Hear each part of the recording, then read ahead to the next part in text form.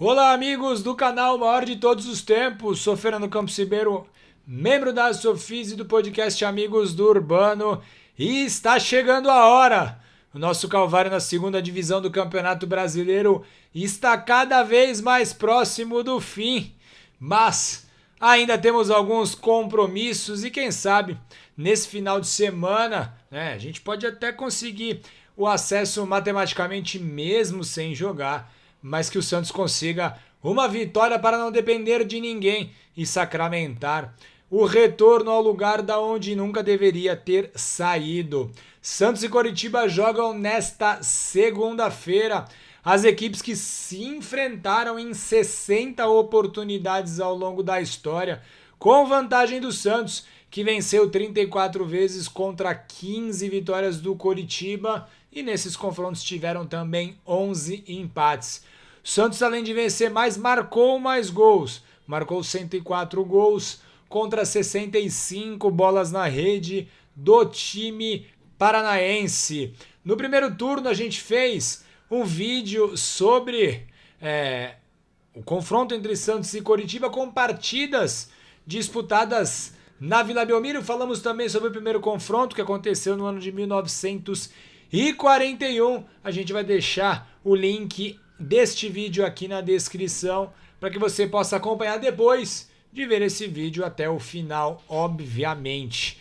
Nesse nós vamos destacar os jogos realizados lá no Paraná em partidas válidas pelo Campeonato Brasileiro.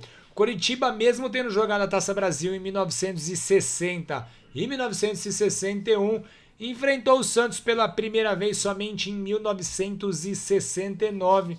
No estádio Couto Pereira, mas quando ele tinha outro nome, chamava-se Belfort Duarte. O Santos venceu essa partida em 1969 por 3-1, com 2 gols do Pelé, que aí ficou a 5 de marcar o milésimo da sua carreira, e Edu marcou o terceiro gol para fechar a conta. O Krieger fez o único gol dos donos da casa, o Coritiba. 2 anos depois, 1971, as equipes voltaram a se enfrentar no mesmo lugar, no estádio Belfort Duarte, e foi a vez do Coritiba vencer por 1-0 com o gol do Tião Abatiá. No ano seguinte, 1972, empate em 0-0, mas no ano seguinte, 73, deu Santos. O Pelé, em tarde de Pelé, anotou o primeiro gol aos 34 da primeira etapa. O Zé Roberto até empatou para o Coritiba aos 39, mas o Edu deu números finais no final do segundo tempo, 2-1 para o Peixe.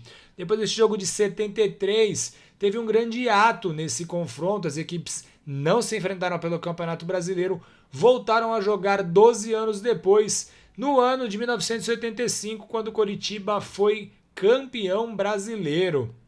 O Santos tinha vencido a partida do primeiro turno por 1-0 na Vila Belmiro, com o gol do Formiga, mas acabou derrotado pelo Coritiba no segundo turno. O Vavá marcou o gol dos donos da casa. O Márcio Rossini até empatou para o Peixe, mas o Lela deu números finais.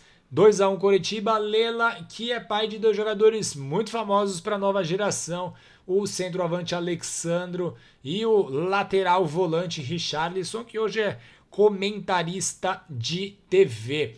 Apesar da derrota, tem um fato muito curioso, muito legal para uma parte da torcida santista, que foi a presença da família Strauss, que são grandes colaboradores aqui do canal e descendentes do jogador húngaro, Josef Strauss, que jogou no Santos em 1930. Milton Strauss, descendente do Josef, levou seus filhos ao jogo. Eles conseguiram entrar no campo, tiveram a oportunidade de desfrutar desse momento. E aí essas crianças são hoje o André Strauss, que é criador do canal Ases a Bordo, e também o Fábio. Seguindo adiante na história, depois de 85, as equipes voltaram a se enfrentar em 88. Na Copa União, o Coritiba venceu no Couto Pereira por 2-0, com 2 gols marcados por ex-jogadores do Santos. O Tostão, que foi revelado pelo Peixe, mas fez muito sucesso no Coritiba, abriu o marcador e o Chicão ampliou no segundo tempo, marcando o pênalti. No ano seguinte, 89, o confronto deveria acontecer, mas não aconteceu. O Coritiba não compareceu para a partida que foi marcada para a cidade mineira de Juiz de Fora, porque o Coritiba alegava querer igualdade de condições com o Vasco. As duas equipes disputavam a classificação para a próxima fase. O Vasco tinha conseguido adiar a sua partida, porque teve que ceder alguns jogadores para a seleção brasileira. O Coritiba então queria jogar no mesmo dia e horário do Vasco, que enfrentaria o Sport. O Coritiba não teve o seu pleito acatado e então não compareceu para o jogo. O Santos foi sozinho, entrou em campo, inclusive, bateu uma bola lá. E aí o STJD deu a vitória ao Santos por WO e também puniu o Coritiba, rebaixando a equipe à segunda divisão.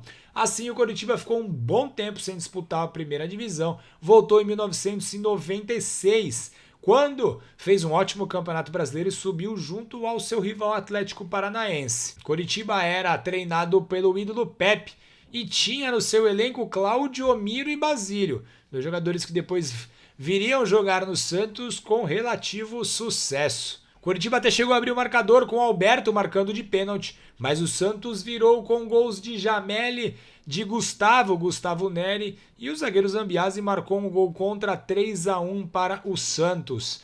Em 98, as equipes voltaram a se enfrentar jogando em Curitiba. Viola abriu o marcador aos 21 da primeira etapa e o Gelson, o zagueiro Gelson, apelidado Gelson Baresi, empatou a partida. 2 anos seguintes, no ano 2000, o Santos jogou 2 vezes lá no Paraná contra o Coritiba, uma partida válida pela Copa do Brasil. O Santos venceu por 1-0 com gol do Valdo. E pelo Campeonato Brasileiro, o Coritiba venceu por 2-1 com 2 gols marcados pelo Da Silva. Ele marcou aos 4 do primeiro tempo. O Dodô até empatou de pênalti, mas o Da Silva novamente foi às redes e definiu a vitória do Coritiba. Em 2002, um ano muito importante para a torcida do Santos. Parecia que o Santos venceria o Coritiba jogando fora de casa. O Diego abriu o marcador aos 24, fez mais um aos 29, mas o Santos tomou simplesmente 3 gols em 4 minutos com o Lúcio Flávio, com o Edinho Baiano e com o Reginaldo Araújo, que depois veio jogar no Santos. E bom, esses 4 minutos, 3 gols, a moral do Santos foi por água abaixo. O Da Silva marcou novamente, marcou o 4º gol, 4-2 para o Coritiba. No ano seguinte, 2003, o Santos foi à forra, venceu o Coritiba por 4-0 jogando no Couto Pereira. O Robinho abriu o marcador, o Léo ampliou, Robinho novamente marcou e o André Luiz fechou a conta. Uma partida muito importante, porque essa partida marcou o retorno do zagueiro volante Narciso aos gramados, depois de ter vencido um câncer, e o Narciso voltou aos gramados nessa partida.